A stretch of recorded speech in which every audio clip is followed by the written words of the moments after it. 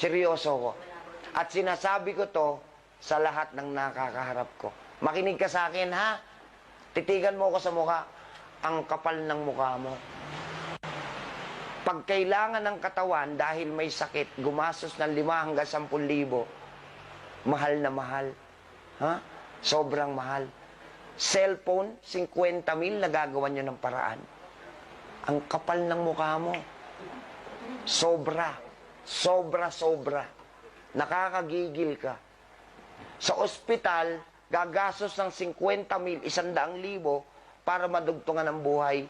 Hindi namin kaya. Ha? Pero nakakabili yung iba sa inyo na sasakyan? Pag pinresyuhan ng 30,000, hindi na kagad kaya. Hindi namin kaya.